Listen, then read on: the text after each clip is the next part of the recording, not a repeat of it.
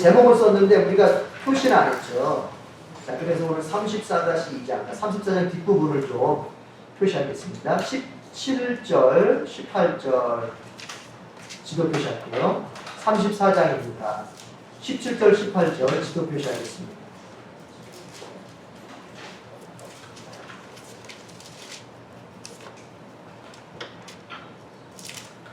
(17절) (18절) 지도 표시하겠습니다. 자, 같이 읽어볼게요. 민수기 34장 17, 18절 시작. 너희에게 유산으로 땅을 나누어 줄 사람들의 이름은 제사장 엘르아살과 눈의 아들 여호수아이다. 너희는 또 땅을 유산으로 나누어 줄 사람을 지파마다 한 사람씩 대표로 뽑아라. 자, 이런 얘기죠. 하나님께서 이제 이스라엘 백성들에게 가나안 땅을 주실 것은 너무나 분명하다. 너희가 지금은 가나안 땅을 위해서 아직 전쟁도 하지 않았고 가나안 땅을 위해서 뭔가 행동을 취하지 않았다. 그렇지만 하나님은 약속대로 반드시 너희에게 가나안 땅을 주실 것은 분명한데, 자, 그렇게 됐을 때, 가나안 땅을 얻었을 때 각 지파별로 땅을 분배를 해야 되는데 그 분배를 막 하는 게 아니에요. 여러분, 하나님은 무질서의 하나님이 아닙니다. 하나님은 질서의 하나님이세요. 그래서 지도자들을 세워서 그들의 책임 하에 땅을 분배케 하십니다. 이것이 굉장히 우리에게 중요한 교훈을 주는 거예요. 여러분, 신앙생활 잘하는 거는 무질서하게 잘하는 게 아니에요. 교회생활, 가정생활, 더 나아가서 사회생활, 이거 다 질서가 있어요. 질서. 그래서 하나님께서는 가정에는 가정의 질서를 세우시고, 교회에는 교회의 질서를 세우시고, 사회에는 사회의 질서를 세우시고, 하나님은 무질서의 하나님이 아닙니다. 그래서 땅을 분배하는 것도 뭐 내가 갖고 싶은데 마음대로 갖고 내가 원하는 데 가서 내가 있을래. 아니 뭐 내가 원하는 대로 하는 거지. 이게 아니에요. 이게 아니에요. 하나님께서 지도자들을 세워서 제비를 뽑게 하고 그 제비 뽑는 것을 관리 감독하고 이제 뽑은 그 내용을 확정해서 이제 그 지파에게 땅을 분배하는 그 일을 하나님은 지도자들을 통해서 하십니다. 여러분, 우리가 이제 오늘 35장에서도 그런 내용이 조금 비칠 수 있는데 뭐냐면 하나님은요 자신의 양들을 이끌어 가실 때 그냥 마구잡이 이끄시는 게 아니에요. 반드시 거기는 리더를 세워서 그 리더를 통해서 그 양들을 이끌어 가십니다. 이게 하나님이 목양의 방법이에요. 목양의 방법. 하나님의 백성, 하나님의 목자라면 하나님의 백성은 양이잖아요. 그 양을 어떻게 돌보고 어떻게 이끄시냐면은 지도자를 세워서 리더를 세워서 그들을 돌보고 그들을 이끄십니다. 그러니까 어떤 면에서는 양의 입장에서는 백성의 입장에서는 하나님께 순종한다고 하는 것은 하나님이 세운 그 지도자에게 하나님이 세운 그 리더에게 순종하는 것을 의미하는 거예요. 왜요? 하나님이 그를 세워 그 리더를 세워서 그 백성을 인도하고 그 백성을 목양하고 그 백성을 돌보기 때문에 그런 거죠. 그래서 우리가 성경을 읽다 보면 때로는 하나님 너무 편애하시는 것 같다 할 정도로 뭔가 하나님이 세운 지도자에 대해서 하나님이 이렇게 자꾸 편들어 주시는 것들이 보일 때가 있는데 그거는 다른 게 아닙니다. 뭐냐면 하나님이 세운 지도자를 통해서 하나님이 자신의 권위를 자신의 리더십을 행사하기 때문에 그 지도자의 권위, 그 지도자의 리더십, 영적 지도자의 리더십에 반하는 것은 그것은 곧 하나님께 반하는 것으로 인정되기 때문입니다. 자, 보십시오, 여러분. 그게 막 자기가 원하는 대로 하지 않고 어떻게 해요? 분배자를 세워서, 지도자를 세워서 그들의 통제 속에서, 그들의 어떤 리더십 속에서 이제 하게 하신다. 그래서 신앙생활도 여러분, 내 마음대로 신앙생활하는 건 결코 신앙생활 절대 잘하는 게 아닙니다. 이것을 교회에 다니는 사람들은 명심합니다. 이게 천주교는 조금 달라요. 천주교는 이게 중앙 집권적 체제의 리더십이 되기 때문에 저 교황으로부터 그리고 대주교를 거쳐서 주교를 거쳐서 일반 사제를 거쳐서 그 다음에 평신도에 이르기까지 이 권위가 피라미션으로 완전히 중앙 집권적이기 때문에 천주교에서는 감히 평신도가 사제의 어떤 그 목양의 리더십을 넘어설 수가 없어요. 여러분, 우리끼리 하는 얘기지만 목사보다 신부님이 겸손한 것 같죠? 권위가 더 없는 것 같죠? 막 같이 막걸리도 마시고 막 하니까. 네? 그런데요, 여러분 이게 타 종교에 대해서 얘기하기 때문에 좀 조심스럽지만 이건 예를 들겠습니다. 같은 형제입니다. 같은 기독교 안에. 여러분 이렇게 말하면 틀린 겁니다. 천주교, 기독교 이렇게 말하면 그 명칭이 틀린 거예요. 그렇게 말하면 안 돼요. 기독교 안에 천주교도 있고 개신교도 있고 정교회도 있고 이렇게 다 이렇게 말하는 것이지, 천주교는 기독교가 아닌 것처럼 기독교 그 다음에 뭐 개신교 기독교 개신교는 기독교고 천주교는 그냥 천주교 이렇게 말하면 이거 틀린 거예요. 교회사 자고. 그래서 어떻게 말해요? 그냥 개신교 구분을 한다면 굳이 개신교, 우리가 개신교잖아요. 개신교 그리고 저쪽을 천주교 이렇게 말합니다. 그리고 정교회라는 게 있잖아요. 그리스 정교회, 러시아 정교회 이렇게 있잖아요. 자, 그렇게 구분합니다. 그런데 여러분 거기는요, 일반 평신도가 사제의 영적 권위를 절대로 침범할 수도 없고 넘어설 수 없습니다. 심지어 여러분 왜 중세시대의 왕들이 왜 벌벌 떨었을 거예요, 교황한테? 그 이유는 교황이 아무리 왕이라고 해도 여러분 영적으로 보자면 평신도 아닙니까? 성도 아닙니까? 왕이지만 정치적으로야 왕이지만 영적으로는 성도 아닙니까? 그럼 교황이 뭐 할 권세가 있냐면은 너 지옥이야. 파문을 시켜버릴 수가 있어요. 교회에서 내쫓아버릴 수가 있어요. 아무리 왕이라도 너 파문. 그러면은 그 교황은 키프리안의 말대로 교회 밖에는 구원이 없기 때문에, 교회의 밖에는 구원이 없기 때문에 교회에서 파문당한다고 하는 것은 곧 지옥으로 가는 걸로 딱 결정이 나는 거거든요. 이게 그 당시에는. 그렇기 때문에 뭐 왕도 쩔쩔매는 거예요. 나 저 교황한테 잘못 보여가지고 파문당하면은 나 어디가? 지옥 가게 된다. 이 권세가 대단한 거예요. 사제의 권세가. 그래서 거기는요, 이 일반 성도들이 사제에게 어떤 사제의 리더십, 사제의 그 영적 권위에 대해서 감히 이렇게 못합니다. 오히려 못해요. 그러니까 좋아요. 거기까지. 그러나 개신교는 어떠냐? 이 개신교는 또 교회가 역사적으로 보자면 바로 그 소위 천주교라고 하는 그 교회에서 우리가 이제 이탈돼서 나왔잖아요. 그게 개신교잖아요. 뭐에 저항하면서? 그 권위에 저항하면서 나왔잖아요. 그렇죠? 교황의 권위에 저항하고 그런 어떤 사제주의, 사제들이 왕인 것처럼 행세하는 그런 사제주의의 그 권위에 저항하면서 나왔잖아요. 그러다 보니까 개신교가 뭐가 약점이 있냐면은, 그러다 보니까 아예 어떤 권위 자체를, 영적 권위 자체를 인정하지 않는 습성이 있어요. 이게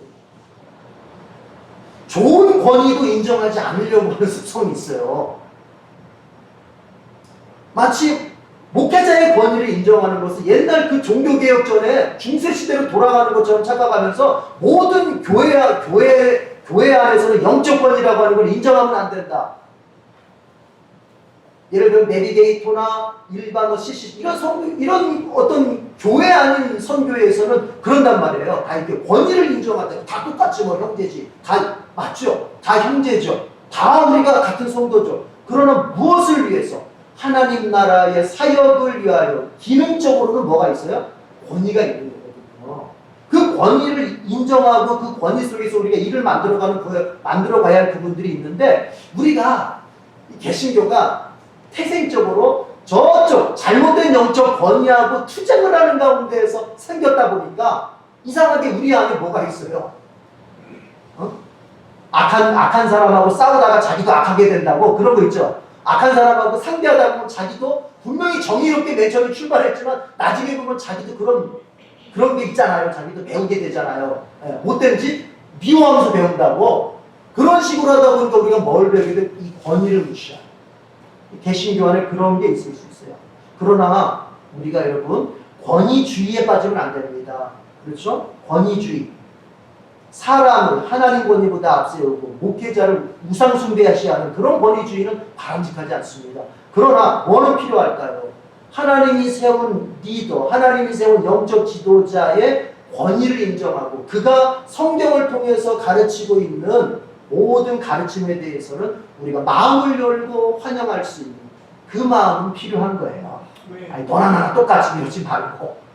그 하나님이 지도자를 세워서 백성을 돌보는 모습을 오늘 우리가 보고 있습니다. 자, 그래서 여러분 구역장님들에게 항상 존경을 표하고 우리 부구역장님들한테도 항상 존경을 표하고 이런 어떤 교회가 될 수 있어야 됩니다. 아멘. 예, 아멘 해주셔서 고맙습니다. 자, 35장으로 들어가 볼게요. 35장으로 들어가 보면 자, 이거부터 한번 우리 체크해 볼게요, 여러분. 보십시오. 민수기라고 하는 성경은 출애굽기로부터 결국 이렇게 떼낼 수가 없죠. 출애굽을 했기 때문에 이제 민수기가 있는 거거든요. 즉 애굽으로부터 구원을 받았습니다. 그리고 하나님께서 그 구원한 백성을 광야로 이제 데려가셨습니다. 그러나 그것이 광야가 최종 목적지는 아닙니다. 최종 목적지는 어디죠? 가나안입니다. 하나님이 약속하신 땅 가나안입니다. 그 가나안으로 가는, 그러니까 출애굽에서부터 가나안 정착까지 이게 두 가지, 이 두 지점 사이에 뭐가 있어요? 민수기라고 하는 성경이 있는데, 그러면 결국은 민수기는 무엇을 우리에게 말해주느냐? 자, 구원받은 성도가 하나님의 나라인 천국에 도착하기까지 어떠한 과정들을 거쳐가는지, 또 그 과정 속에서 성도는 어떠한 믿음과 인격과 삶의 태도, 한마디로 말하면 어떤 자세로 우리가 그 광야를 지나가야 되는지를 보여주는 게 바로 민수기예요. 그러니까 이것은 여러분의 실제적인 것입니다. 출애굽한 이스라엘 백성이 광야에서 만나게 되고 경험하게 되고 벌어진 일들은 곧 여러분, 구원받은 여러분의 지금의 현실 속에서 여러분이 지금 만나고 있는 것들입니다. 그래서 우리는 민수기 안에서 그 태도를 배웁니다. 자, 어려움을 만나죠. 제일 먼저 뭐부터 만나요? 여러분 따져보면 벌써 뭐예요? 먹는 문제부터 시험거리가 되잖아요. 그렇죠? 먹는 문제, 마시는 문제, 이것부터가 신앙에 딱 걸림돌이 돼버리죠. 그러니까 신앙이 시험거리가 되잖아요. 그 앞에서 어떻게 될 것이냐. 우리도 그렇잖아요. 생계의 문제. 생계가 먼저냐, 신앙이 먼저냐.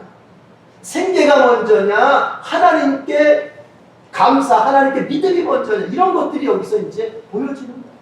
그러면서 인간관계의 문제, 같은 백성끼리, 같은 지체끼리의 문제, 또 지도자와 일반 백성과의 문제, 이런 인간관계의 문제 많죠. 또 적이 쳐들어왔을 때 어떻게 그것을 대할 것이고 어떻게 이길 것이고 이런 것들, 여러분. 그러니까 여러분이 민수기를 읽고 공부하고 묵상하는 가운데 여러분은 뭘 할 줄 알아야 되냐면 그 구약 성경에 이루어진 광야 사건이 나의 지금의 사건으로 이게 전환이 돼서 해석이 될 수 있어요. 그렇죠? 자, 만나 문제, 아주 쉽게 예를 들어볼게요. 만나 문제, 그렇죠? 이스라엘 백성들이 먹었던 만나 문제는 곧 여러분, 나에게 무슨 문제냐? 이렇게 적용이 빨리 될 수 있어요. 성경은 결국 신앙생활은 적용 아닙니까? 우리가 성경 지식을 알려고 하는 것은 지식 그 자체를 알려고 하는 것이 아니라 그 지식을 통해서 오늘 나에게 적용된 걸 알려고 하는 거잖아요. 적용된 거. 그러면 이스라엘 백성들의 만나는 나에게는 뭔가, 그리고 그 만나로 인하여서 이스라엘 백성들이 어떠한 믿음의 자세, 어떠한 삶의 태도를 가졌던가, 이런 것들이 곧 나의 믿음, 나의 태도로 이어질 수 있어야 된다. 민수기를 우리가 공부하는 목적이 바로 거기 있습니다. 자, 누구라도 비교할 수 없죠. 가나안에, 자, 출애굽을 한 이스라엘 백성 가운데 그 누구도 가나안에 광야를 통과하지 않고 갈 수 있는 사람이 있습니까? 없습니까? 아무도 없습니다. 이것은 우리에게 뭘 시사해 줍니까? 예수 믿고 구원받은 백성 중에 그 누구도 성화의 광야를 통하지 않고 천국에 갈 수 있는 사람은 아무도 없는 거예요. 거룩해지는 광야 생활을 통하지 않고서는 천국에 가는 사람은 아무도 없는 거예요. 그러니까 이렇게 말하지 마세요. 나 예수 믿는데 왜 자꾸 이렇게 어렵지? 나 예수 믿는데 자꾸 이런 고난이 오지? 이렇게 말하지 마시고 그것을 믿음으로 이겨가는 것이 이 지구에서 내가 믿기 시작한 이후로 이 지구에서 내가 해나가는 신앙생활이다 라고 생각하십니다. 경화요 한 가지 분명하게 말씀드립니다. 하나님이 성막을 주셨잖아요. 그렇죠? 이스라엘 백성들한테. 광야를 걷기 이전에 하나님이 뭘 주세요? 민수기 시작하기 전에 뭘 주세요? 출애굽기가 뭐로 끝나요? 성막으로 끝나잖아요. 그게 뭘 의미합니까? 너 광야 걸어갈 때 절대로 너 혼자 걸어가게 하지 않겠다는 거 하나님께서. 네가 이제 하나님은 아시잖아요. 니들이 그 38년 남은 38년의 광야를 걸어가야 될 텐데 내가 너희를 홀로 보내지 않겠다. 내가 반드시 너희와 함께 가겠다. 이것은 예수님의 무슨 약속과도 같을까요? 그 약속이 신약에서는 어떻게 이루어졌을까요? 예수님께서 내가 너희를 고아처럼 버려두지 않고 너희와 세상 끝날까지 함께 하겠다.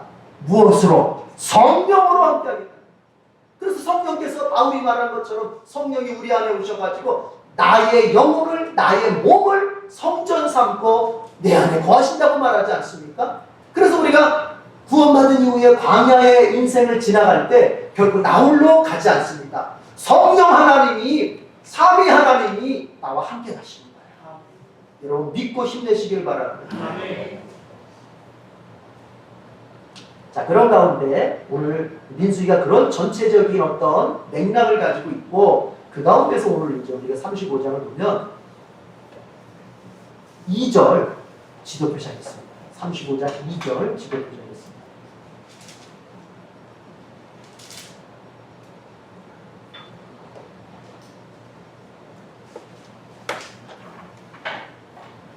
자, 같이 읽어보겠습니다. 2절 민수기 35장 2절 시작. 너는 이스라엘 자손에게 그들이 유산으로 받는 땅에서 레위 사람의 살 성읍들을 떼어주라고 명령하여라. 레위 사람에게는 성읍과 함께 그 주변의 목초지도 함께 주어라. 이제 하나님께서 여러분 민수기 34장부터 36장까지의 내용을 가만히 보면요, 이제 하나님이 무엇을 집중적으로 말씀하시냐면은 땅 분배에 관련해서 집중적으로 말씀하세요. 가만히 그 내용을 봅니다. 그러니까 여러분 민수기가 몇 장까지 있어요? 36장이 끝입니다. 이제 오늘하고 다음 주 하면 민수기 끝나는 거예요. 와, 정말 잘 달려왔죠. 여기까지. 자, 그런데 뒷부분 36장이 끝인데 34장에서부터 35, 36장은 주로 뭐에 대해서 하나님이 초점을 맞춰서 말씀하시냐면 땅 분배하는.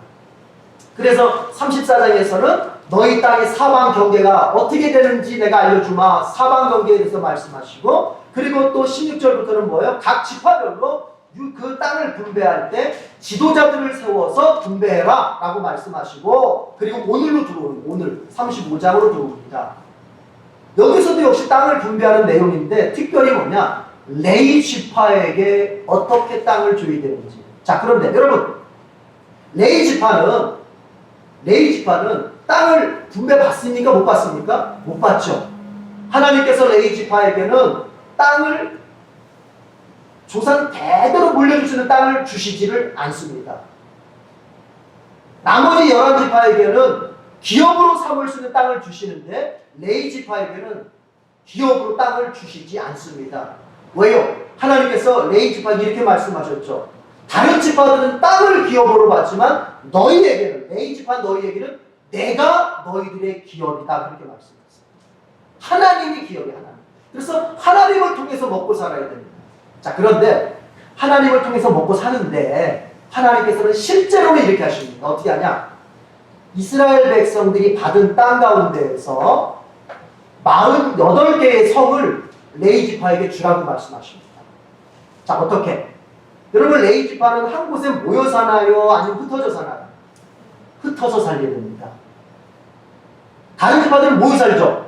루벤 지파는 루벤 지파 사람들끼리 모여 살고, 그렇죠? 유다 지파는 유다 지파 사람들끼리 모여 살고. 그러니까 우리로 말하자면 옛날에 김씨 집성촌처럼 김씨는 김씨끼리, 박씨는 박씨끼리 이렇게 그렇게 모여 살았다고. 근데 이 레위 지파는 하나님께서 모여 살지 못하게 하셨어요. 너희는 전국적으로 흩어져 살아라. 전국적으로. 레위 지파는 루벤 지파에도 조금, 유다 지파에도 조금, 시몬 지파에도 조금, 저기 에브라임 지파에도 조금 이렇게 각각으로 흩어져 살게 되는 거예요. 그러면 어떻게 되느냐?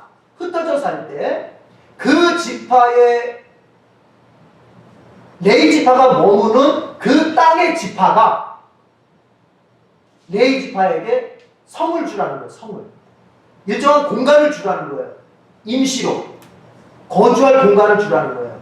자, 얘를 이렇게 말하는 거죠. 그러니까 만약에 레위 지파 중에서 유다 지파에 머무는 사람들이 있다. 그러면 유다 지파가 그 자기의 영내에 있는 레위 지파를 위해서 거주 지역을 제공하라는 거예요. 땅을 제공하라는 거예요. 그건 임시로 주는 거예요. 그냥 레위 지파한테. 그리고 땅만 주지 말고 그 사람들도 키워야 할 가축도 있고 동물들이 있잖아요. 제사장들도 동물을 받잖아요. 네? 제물로 받으니까. 그러면 동물을 키워야 되니까 목초지까지도 줘라 하는 얘기가 우리 2절에 기록되어 있고 그게 뒤에 쭉 나오는 거예요. 그리고 이제 하나님이 곁들여서 이렇게 말씀하세요. 그 크기를 얼마 정도로 할 거냐, 크기를. 그러면은 레위 지파가 머무는 성이 있어요. 이 성으로부터, 그 성벽으로부터 우리 이게 좀 4절, 5절이 약간 이게 헷갈리게 되어 있는데 4절 보면은 2천자까지 이렇게 말하고 있어요. 그런데 또 4절 그 각주를 밑에 쭉 와서 보니까 니은이죠. 니은 줄 밑에 보니까 뭐라고 되어 있어요? 천자까지 그렇게 되어 있죠. 네. 이것은 천자가 맞습니다. 천자. 엘레프암마라는 말이, 이게 히브리 엘레프암마라는 말이 1천을 말하는 거예요. 숫자 1000을 말하는 거예요. 1000을. 그러니까 이것을 천자가, 천. 여기서 자는 우리가 쓰는 자가 아닙니다. 우리 저기 뭐 석자, 넉자 할 때 그 자가 아니에요. 이것은 히브리어 규빗이라고 하는 몇 규빗 할 때 그 규빗을 갖다가 우리말로 이게 번역을 한 건데 제가 볼 때는 그 규빗이라는 말은 번역하면 안 되고 그대로 규빗이라고 썼어야 되는 거예요. 그거는. 이게 달라요. 그러니까 우리가 생각할 때 자 그러니까 우리 한자가 몇 센치예요? 30cm죠. 우리 한자 30cm인데 규빗은 달라요. 규빗은 이스라엘 사람들이 규빗은 어떻게 측정을 하냐면 이렇게 했을 때 남자 성인 팔꿈치 끝에 팔꿈치에서 여기 맨 위에 손가락 있죠. 그러니까 여기에서 여기 끝을 한 규빗으로 봐요. 그럼 보통 숫자로 재보면은 한 45.6cm라고 이렇게 학자들이 얘기를 해요. 그럼 완전 달라요. 우리 자랑. 그걸 갖다가 규빗이라고 써야지 자라고 쓰면 안 돼요. 안 맞아요, 이게. 그러니까, 이렇습니다. 그러면 이제 레위인한테 성도 주고 목초지도 줘야 되는데 그 목초지를 어디까지 줘야 되느냐? 성을 받았으면 그 성벽에서부터 1000규빗까지 닿는 곳에 거기까지 목초지를 줘라 이렇게 얘기해요. 그러면 1000규빗이면 45.6cm 곱하기 뭐예요? 곱하기 1000 하면은 456m가 되는 거죠. 그렇죠? 그 정도 되는 거죠. 미터로 하면 한 450m 정도 되는 거죠. 그 정도 목초지를 줘라. 그렇게 하나님이 말씀하십니다. 그 다음에 또 뭐 뒤에 또 이제 더 자세하게 나오지만 레위인에게 주는 성읍 가운데에서 6개는 도피성으로 만들어라. 도피성은 뒤에 나옵니다. 도피성으로 만들어라. 하나님 그렇게 말씀하세요. 자, 7절 망원경 표시할게요. 7절 망원경 표시. 다 같이 시작. 너희는 레위 사람에게 모두 48 성읍과 거기에 딸린 목초지를 주어야 한다. 그렇게 말씀하십니다. 자, 여러분 지금 하나님께서 지금 레위인들한테 다른 지파들이 땅을 받은 다른 지파들은 땅을 다 기업으로 받잖아요. 근데 레위 지파는 땅을 못 받잖아요. 그러니까 하나님께서 레위 지파를 위해서 땅 받은 너희 지파들이 땅 없는 레위 지파한테 땅을 임시로 줘라. 머물 수 있는 거주 지역을 줘라. 그래서 그들도 거기서 살 수 있도록 해줘라. 이건 뭘 말하는 거냐면 일반 백성들이 레위인의 생계를 책임을 져줘야 된다는 거예요. 그러니까 교회에 다니는 성도가 목회자의 생계를 책임져 줘야 되는 거예요. 그래서 목회자가 영적인 것에, 그러니까 레위인으로 말하자면 하나님의 그 성막과 관련된 하나님의 그 종교와 관련된 일에 집중할 수 있도록 그들의 생계와 그들의 현실적인 삶을 일반 백성들이 지원을 해줘야 된다는 거예요. 지금 그걸 말하는 것입니다. 여러분,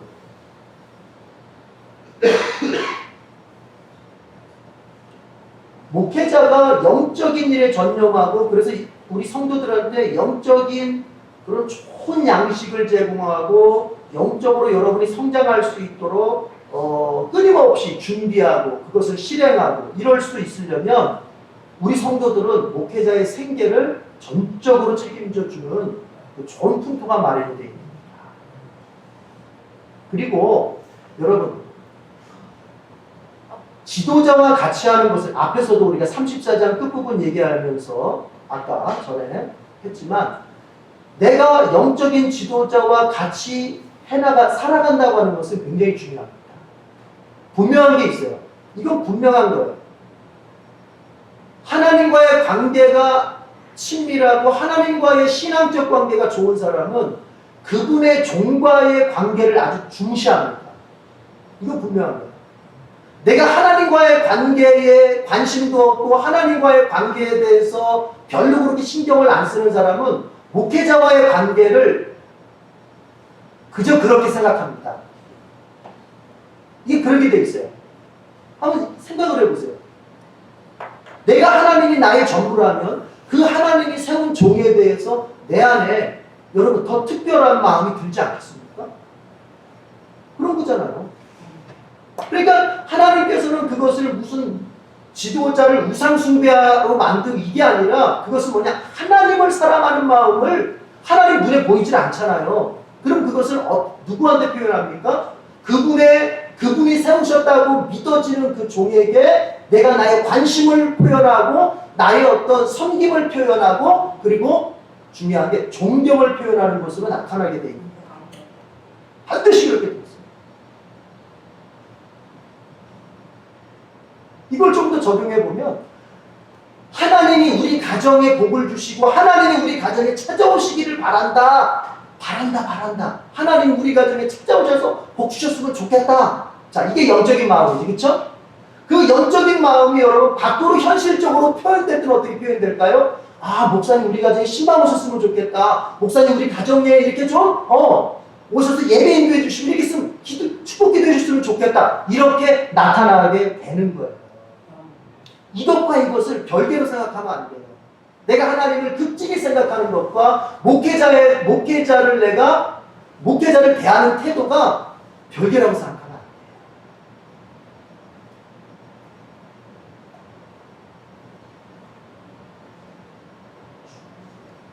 성도는 영적 지도자와 함께 신앙생활을 만들어갈 수 있어야 됩니다. 여러분 하나님께서 레위지파를 전국으로 흩으신 이유가 뭘까요? 레위지파를 전국에 흩어서 살게 하신 이유가 뭘까요? 이거죠. 각지에 흩어져가지고 그 지파의 영적인 삶을, 그 지파의 신앙적인 삶을 뭐하라는 겁니까? 도와주라는 거예요. 이끌어주고 도와주라는 거예요. 그러니까 레위지파의 임무는 분명한 거예요. 그들은 자기가 소속되어 있는 그 지파에 하나님과의 관계의 삶을 전폭적으로 지지해주고 도와주고 격려해주고 잘할 수 있도록 섬겨주는 이거를 레위지파가 해야 됩니다. 자, 그런데 여러분 8절의 말씀을 가면 재밌는 표현이 있어요. 8절의 말씀 보면은 다 같이 읽어볼게요. 시작. 이스라엘 자손이 가지고 있는 땅을 떼어서 그것을 레위 사람에게 주실 때에는 각 지파들이 받은 몫의 비율대로 떼어내도록 하여라. 많이 가진 지파에서는 많은 성읍을 떼어내고 적게 가진 지파에서는 적게 떼어내라. 그러니까 자, 땅을 만약에 많이 받은 지파는요 레위 지파들에게 그만큼 많이 주라는 거예요. 땅을. 그러나 땅을 적게 받은 지파는 그만큼 적게 줄 수밖에 없어. 그러나 중요한 건 뭐냐? 많이 가진 사람도 레위 지파한테 줘야 되고 적게 가진 사람도 레위 지파한테 줘야 되는 거야. 그러니까 그걸 우리에게 적용한다면 우리가 하나님 앞에 바치고 예를 들어 우리가 교회에 어떤 섬기고 또 목회자에게 나누가는 것들이 꼭 많아서 부자들만 그렇게 할 수 있느냐? 아니요. 가난한 사람은 가난한 대로 부자는 부자대로 그런 것들을 하나님을 섬기는 일을 할 수 있다는 얘기예요. 여러분이 정말로 예를 들어서 여러분이 1,000,000원 버는 사람이면 100만원 11조 하십시오. 그러나 여러분이 단돈 한 달에 쓰는 돈이 10만원밖에 안 되면 여러분 아유 10만원밖에 안 되는데 내가 뭘 11조 하겠어. 이러지 말고 10,000원을 11조 하십시오. 10,000원을 11조 할 수 있는 그 신앙 정신이 나중에 그 사람이 100만 원이 될 때 10만 원 할 수 있고 1000만 원이 될 때 100만 원을 할 수 있는 정신으로 이어지는 거예요. 그걸 말합니다. 많이 가졌든 적게 가졌든 하나님께 드림이라고 하는 것은 끊어져서는 안 된다. 하나님이 그 말씀을 하고 계십니다. 갈라디아서 6장 6절에 보니까 바울이 그런 말을 했죠. 말씀을 배우는 사람은 말씀을 가르치는 자와 함께 모든 좋은 것을 나누어야 합니다. 여러분, 저와 함께 좋은 걸 나눠주시기 바랍니다. 아멘. 여러분의 좋은 일, 그리고 여러분의 슬픈 일, 여러분의 잘된 일, 여러분의 안 된 일, 이 모두를 목회자와 함께 나누세요. 구역장과 함께 나누세요. 그럴 때 여러분에게 하나님의 위로가 가고 하나님의 능력이 가고 하나님의 복이 가는 거예요. 아멘. 그게 질서예요. 그렇습니다. 자, 이거 얘기를 꼭 해야 될 것 같아요. 뭐냐면 여러분, 원래 레위 지파가 이제 흩어져 산다고 그랬잖아요. 그런데 이게 사실은요, 창세기 49장을 보면은 뭔 내용 있죠? 거기에 그 야곱이 죽으면서 12아들에 대한 예언을 하죠. 그렇죠?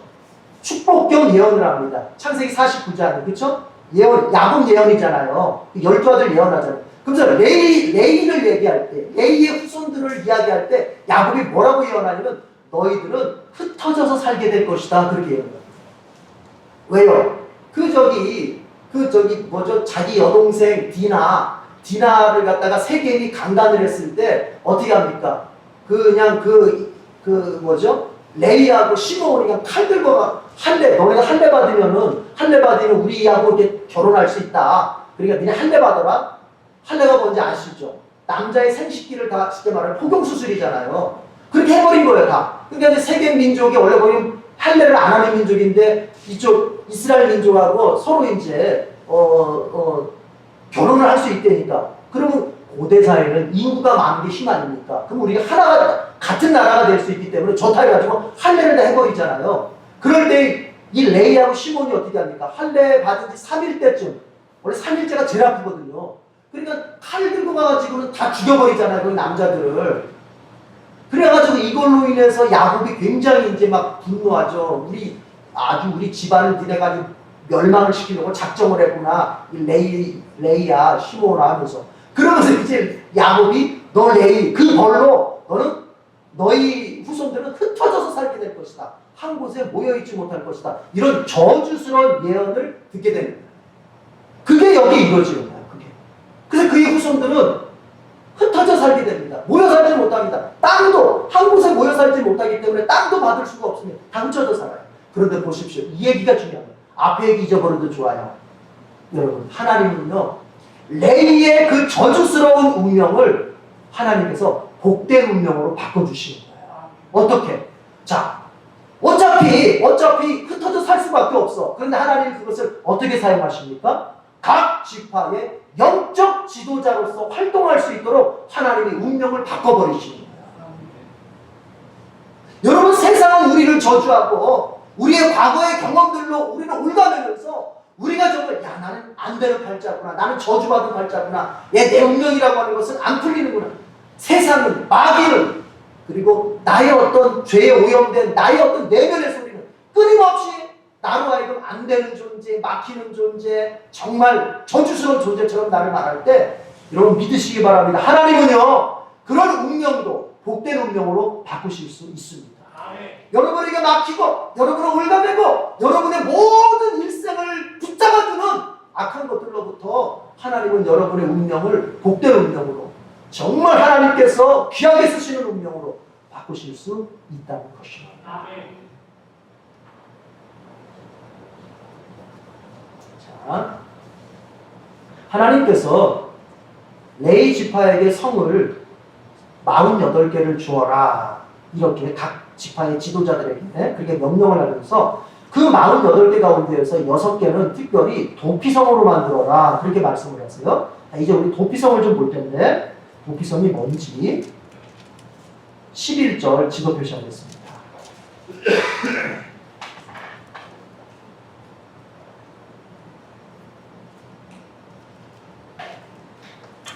11절 지도 표시하겠습니다.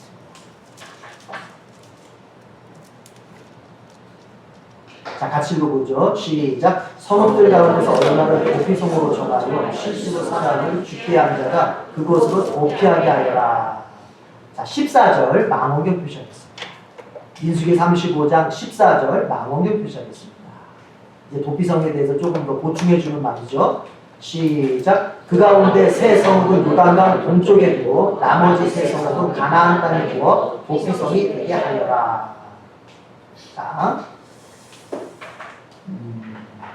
자, 일단 거기까지 보죠. 여러분, 제가 앞에서 얘기했듯이 하나님께서 다른 지파들에게 이렇게 명령하시기를 레위 지파에게 성을 몇 개를 줘라? 48개를 줘라. 그 가운데에서 6개는 뭐로 삼아라? 도피성으로 삼아라. 도피성. 도피성이라고 하는 것은 뭐냐? 자, 실수로 사람을 죽였어요, 이 사람이. 그런데 실수로 사람을 죽였든 뭐 고의적으로 사람을 죽였든 이제 문제가 생기는 게 뭐냐면 살인을 한 사람은 반드시 죽이게 돼 있어요. 죽이게 돼 있어요. 누가? 그 죽은 사람과 가장 가까운, 그게 가족이 될 수도 있고 친족이 될 수도 있고 또 그게 친구가 될 수도 있어요. 그 죽은 사람하고 가장 가까운 사람이 그 살인한 사람을 갖다가 보복하게 돼 있어요. 보복. 그게 그 당시에는 책임이고 그리고 그것이 하나의 미덕이었어요. 미덕. 그렇기 때문에 만약에 이 사람이 실수로 사람을 죽였어도 어차피 그래도 뭐예요? 사람을 죽인 거기 때문에 뭘 당할 수 있습니까? 보복을 당할 수 있는 거예요. 그러면 안 되잖아요.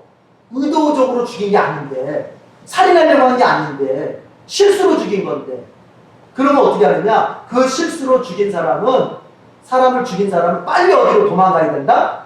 도피. 도피라는 건 도망간다는 소리. 도망가서 피한다는 소리 아닙니까? 빨리 도피성으로 가야 되는 거예요. 도피성으로. 그러면 그 도피성으로 가면은 거기서 뭘 이제 하게 되느냐? 정당한 재판을 받을 때까지 보호받을 수 있어요. 정당한 재판을 받을 때까지 보호를 받았습니다. 그래서 일단 도피성으로 피했다가 이제 재판을 하는 날에 잡히면 와야 됩니다. 다시 나옵니다. 뭐 이제 같이 이제 데리고 오겠죠. 오면은 재판을 받습니다. 재판을 해보니까 진짜로 이 사람이 고의적으로 사람을 죽인 게 아니야. 어떻게 하다 보니까 뭐 그래서 흔하게 예를 드는 것 중에 하나가 이런 거죠. 뭐 도끼질을 하는데 아니 나는 열심히 도끼질 했는데 갑자기 도끼날이 쑥 빠져나가더니 저 앞에 있는 사람 뒤통수를 뚱 쳐가지고 죽게 만들었어. 나는 그렇게 죽이고 싶은 마음이 없었거든요. 자, 그리고 뭐 내가 일하다 보니까 뭐 산에서 일하다 보니까 우리 밭에 뭐 이렇게 돌멩이 좀 큰 돌이 있어서 그걸 갖다가 좀 이렇게 굴렸어. 난 저 밑에 사람 있는지를 몰랐어. 그냥 돌을 굴렸는데 쭉 돌이 굴러가서 그 사람 어떻게 쳐가지고 죽었어. 고의적으로 죽인 게 아니잖아요. 실수로 죽인 거죠. 재판을 해보니까 그런 것들이 증명이 됐어요. 그러면 이제 어떻게 하느냐? 이 사람은 고의적인 살인자가 아니라 과실치사죠. 자기의 과실로, 실수로 죽인 건 사람이다. 그러면 이 사람은 다시 도피성으로 이제 갈 수가 있습니다. 그래서 그 도피성에서 대제사장이 죽을 때까지 거기서 살게 됩니다. 대제사장이 죽으면 이제 거기서 자기의 기업으로 돌아갈 수가 있습니다. 이것이 바로 도피성입니다. 도피성. 그러면 그 도피성은요, 여러분, 도피성은 실수로 사람 죽인 사람만 도망가느냐? 아니에요. 그렇게 생각하면 안 돼요. 일단 이렇게 보면 일단은 사람을 죽인 사람은 무조건 도피성으로 도망가는 거예요. 일단은. 그래서 거기에 가서 이제 피해 있다가 뭘 열어요? 재판을 열어서 재판을 열어보니까 아니 이 사람이 이거 실수로 죽인 게 아니야. 보니까 아주 계획적이야. 보니까 무슨 칼 준비하고 아주 몇 날 며칠 계획서가 다 발견이 됐어. 어떻게 죽이겠다 말겠다. 요즘에도 그렇죠, 여러분. 그 뉴스 들어보면 그렇죠. 이 범죄가 계획적인 범죄냐 아니면 우발적인 범죄냐에 따라서 확 달라지잖아요. 재판의 내용이. 마찬가지야. 이 살인자가 계획적인 범죄였다 그러면은 재판 딱 마치면서 도피성으로 못 갑니다. 다시 도피성으로 못 가요. 어떻게 돼요? 바로 사형당합니다. 그러니까 사람을 죽인 사람은 무조건 도피성으로 일단 도망가요. 그리고 가서 거짓말 하겠죠. 사실은 나 이제 실수로 죽였다고. 알겠다. 재판 열어보니까 이 사람은 계획적이야. 계획적으로 죽인 사람은 하나님 뭐라고 말씀하시는 여기 본문에 있습니다. 계획적으로 죽인 사람은 반드시 죽여라 그렇게 말씀하세요. 그러나 실수로 죽인 사람은 도피성으로 보내서 거기서 살게 해라 이렇게 말씀하십니다. 자, 그게 도피성입니다. 그래서요, 성경에는 그것이 기록되어 있지 않지만 이스라엘의 고대 문헌들을 살펴보면요, 이 도피성으로 가는 길이요 잘 닦여 있대요. 엄청 넓고. 왜요? 빨리 도망가야 되잖아요. 빨리 길이 잘 닦여 있어요. 가는 길이 험하면 어떻게 가다가 걸려서 죽죠. 그러니까 이 도피성 길은요 아주 고속도로처럼 잘 뚫려 있대요. 그래서 그냥 실수했다가 죽였다 그러면 무조건 달려가는 거예요. 그리고 도피성은 하나님이 요단 동쪽에다가 세 군데, 서쪽에다가 세 군데. 여러분 우리 알죠? 루벤 지파, 갓 지파, 므낫세 반쪽 지파는 동쪽에 거하잖아요. 그럼 거기다가 세 군데. 그 다음 나머지 9개 반 지파는 서쪽에 머물잖아요. 여기다가 세 군데. 이렇게 만들어. 뭐냐? 도피성이 가까운 데 있어요. 가까운. 아니 사람 죽였어. 근데 내가 도망가야 할 길이 막 일주일씩 걸려. 그럼 도망갈 수 있겠어요? 아니죠. 하루 정도 뛰어가면 빨리 도망갈 수 있는 길이어야겠죠. 도피성은 가까운 곳에 있는 것이죠. 예수님은 멀리 계시지 않습니다. 가까이 있습니다. 예수님의 구원은 멀리 있지 않습니다. 항상 가까이 있습니다. 이게 믿음 있는 사람 눈에는 그게 보입니다. 그러나 믿음 없는 사람 눈에는 예수님은 항상 나로부터 멀리 있고 그분과 나와의 관계는 온갖 별의별 것들이 다 가로막고 있다 생각을 해요. 믿음 있는 사람은 예수님과 나 사이에 고속도로가 있고 그분과의 나의 관계는 너무 가깝다. 이거를 자 22절 23절 망언을 표시하겠습니다. 제가 앞에서도 뭐 얘기를 조금 했지만 이제 본격적으로 뭐냐면 이 도피성이 혜택을 받을 수 있는 사람과 혜택을 받지 못하는 사람이 딱 나눠집니다. 자, 22절 23절은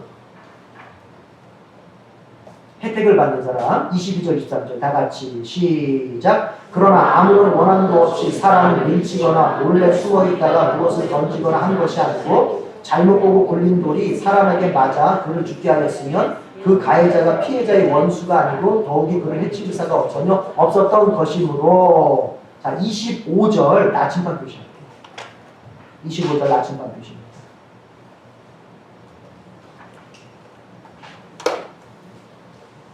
다 같이 읽습니다. 시작. 회중은 그 살인 혐의를 받은 사람의 피를 보복할 피해자의 친족이 돼서 보복을 당하지 않도록 그 살인 혐의자를 그가 도피한 도피성으로 돌려보내야 한다. 그리고 그는 거룩한 기름을 부어 성직에 임명된 대제사장이 죽을 때까지 거기 머물러야 한다. 자, 참고로요. 표시는 하지 않지만 16절만 한번 읽어볼게요. 16절만. 참고로.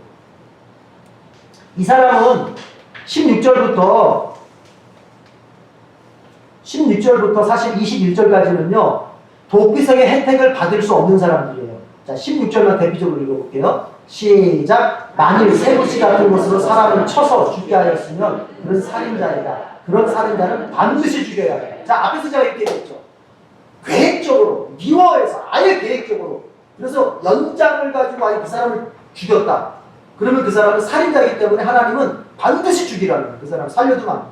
여러분, 살인은 사형죄거든요. 반드시 죽여야 된다. 그러나, 자, 22절부터 보니까, 그러나, 원한이 없어. 실수로 죽였어. 어떻게 하다 보니까 죽였어. 죽일 의도가 없었는데, 그런 사람은 도피성으로 피난시켜서 그가 정당한 재판을 받고, 또 정당한 재판에서, 의도가 없었다. 과실로 죽였다는 게 확정이 되면, 다시 도피성으로 보내서 대제사장이 죽을 때까지 거기에 머물러 있게 해라. 그런데 만약에 여러분 도피성으로 피난 간 사람이 대제사장이 죽기 전에 내가 도피성을 나와버리면 어떻게 돼요? 그러면은 보복자가 지키고 있다가 저놈이 나왔네. 대제사장이 아직 안 죽었는데 나왔네. 그럼 보복자가 그 사람을 죽여도 그 보복자가 죄가 안 됩니다. 죄를 묻지 않습니다. 네. 27절의 말씀이 그겁니다. 26절, 27절이 그 말이에요. 아직 도피성 도피성 밖으로 그냥 나왔어. 그럼 그 사람은 죽어요. 도피성 안에만 머물러야 돼요. 언제까지? 대제사장이 죽을 때까지. 그리고 28절에 보면 그 얘기예요. 대제사장이 죽을 때까지 반드시 거기에 머물러.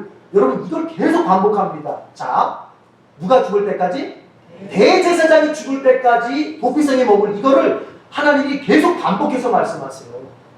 대제사장이 죽어야 드디어 이 살인자가 자신의 집으로 돌아갈 수 있어요. 자, 왜 그럴까요, 여러분? 대제사장의 죽음과 이 살인자의 살인죄가 무슨 관계가 있는 거죠? 그래도 우리 에덴교에서 성경을 계속 배운 사람은 눈치가 있을 텐데. 이렇게 연결시키는 거예요, 하나님께서. 어떻게? 대제사장의 죽음을 이 살인자의 죄를 위한 대속적 죽음으로 하나님이 인정해 주시는 거예요. 비록 대제사장이 늙어서 죽었다 할지라도 대제사장의 죽음을 이 살인자, 여러분 실수로 죽였어도 살인은 살인 아닙니까? 우리가 실수로 죄를 졌어도 죄는 죄 아닙니까? 그렇잖아요. 그러니까 이 도피성으로 피한 사람은 죄가 없는 게 아니라 죄의 형벌의 집행이 연기된 거예요. 이해가 되세요? 죄가 없는 게 아니에요. 아니 실수로 죽였어도 사람을 죽인 건 살인죄죠. 그러나 그 죄의 형벌이 쉽게 말해서 오늘날로 말하자면 집행유예잖아. 집행유예. 근데 그 집행유예 기간 동안 어디 있어야 돼요? 도피성에 있어야 되는 거예요. 그러다가 대제사장이 죽었어. 임명된 대제사장이 죽었어. 그러면 그것은 이 사람의 죄를 다 대속한 거로 이제 보고서 이 살인자는 자기의 집으로 돌아갈 수가 있게 됩니다. 그러니까 여러분 여기에서도 하나님은 지금 뭘 비밀스럽게 이렇게 여기다가 포함하고 있습니까? 하나님 여기다가 뭘 이렇게 감춰두고 있습니까? 복음의 비밀을 여기다 감춰두고 계시죠. 그래서 구약에도 예수 그리스도의 십자가에 그 복음의 비밀, 보혈의 비밀이 포함되는 거예요. 이 사람은요, 이 죄인은요, 대제사장이 죽기 전에 도피성을 떠나면 돼야 죽습니다. 여러분, 우리의 죄가 완전히 용서받고 하나님 앞에서 영원한 형벌을 받지 않는 길은 예수께서 내 죄를 대속해 주셔야만 됩니다. 예수께서 십자가에서 대속하신 그 죽음의 공로를 내 것으로 만드는 그 과정이 뭡니까? 그게 바로 믿음이라고 합니다. 믿음. 여러분 우리가 하나님 앞에서 그리고 사람 앞에서 떳떳할 수 있는 것은요, 나의 어떤 도덕적인 행위에 있지 않다는 걸 우리가 이제 알잖아요. 내가 뭘 잘했기 때문에 선하기 때문에. 우리가 하나님 앞에 설 수 있는 여러분 유일한 길은 뭐예요? 대제사장 되시는 예수께서 나의 죄를 위해서 대속적 죽음을 죽어주셨기 때문에 내가 하나님 앞에 설 수 있는 거예요. 하나님 앞에 용서받을 수 있는 거예요. 그리고 내가 새로운 인생을 시작할 수가 있는 거예요. 아멘. 믿으시기 바랍니다. 아멘. 여러분의 새로운 인생의 시작은 여러분으로부터 출발하지 않습니다. 주지고 불 끄지고 뭔가 해보겠다 이게 아니에요. 예수님께 돌아가서 그분의 십자가의 은총을 붙잡고 그 십자가의 은총을 내가 맛보면서 내 영혼 속에 그 십자가의 은총이 확신되어지는 그것이 될 때 우리는 새로운 인생을 시작할 수가 있는 거예요. 아멘. 마치 살인자가 도피성에서 나와서 새롭게 그의 삶을 시작하는 때는 대제사장의 대속적 죽음이 있는 때였던 것처럼 우리는 예수 그리스도의 십자가 은총을 통해서 언제라도 새롭게 시작할 수 있습니다.